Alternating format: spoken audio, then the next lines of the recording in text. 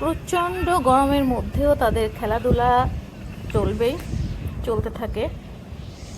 সেই বিকাল 4টার দিকে আসে আর মাগরিবের আগ পর্যন্ত খেলতে থাকে। আর তাদের বাবাকে তো এক প্রকার ধরে নিয়ে আসে, খেলতেই হবে।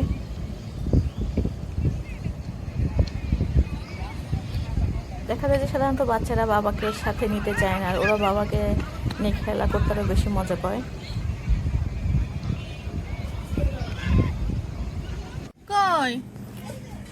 প্রত্যেক দিন নানু বাড়িতে তাদের এভাবে সকালটা শুরু হতো, আর সকাল শুরু হতে হতেই যেন রাত চলে আসতো। কোন দিক থেকে কিভাবে যে তাদের দিন চলে যেত তারা নিজেরাই জানে না। খাওয়াও ঠিক মতো করতো না, যে খাওয়ার কথাই ভুলে যেত যে কখন খেতে হবে। তবে যদি কোথাও দাওয়াত থাকতো সেখানে যেতে তারা ভুল করতো না, দাওয়াত তাদের খুবই পছন্দ। এক সময় তো আমার দুই বাবু মনে করতো যে দাওয়াত মানে বিরিয়ানি খেতে দিবে, তো আস্তে আস্তে অভ্যাস হয়ে গেছে ওদের।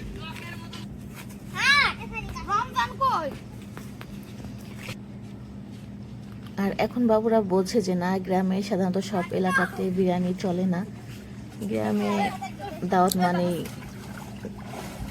যে বিরিয়ানি তা না, বা পোলাও না, সাদা ভাত, গোশ, মাছ, ডিম, এটা এভাবেই চলে। তো ওটা এখন সব কিছুই বুঝে গেছে আলহামদুলিল্লাহ। ওরা মানে গ্রামের যে প্রত্যেকটা জিনিস ওরা অনেক কিছুই জানে এবং বোঝে। তারপরে এই যে যেদিন চলে আসবো ঠিক ওই দিনের ভিডিও ছিল এটা। আস্তে আরিশ, তারা খুব মজা করে, আর এই সঙ্গীর সাথে তাদের সবসময় সাথে থাকে। আজকে নানু বাড়ির ঈদের ছুটির শেষ গোসল ফারিক আরিশের। একটু সাঁতার কাটো।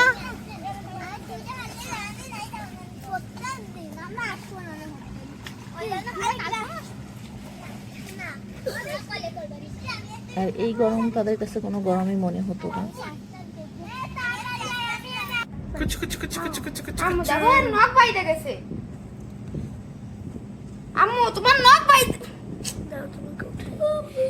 দেখি কই আরিশ, আমার আঙ্গুল খাচ্ছে ও।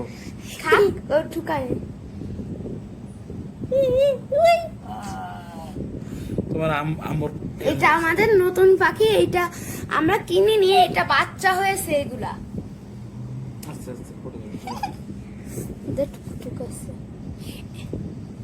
কোনটা এর পাকনাও কি এরকম হয়ে যাবে? এই যে দেখো,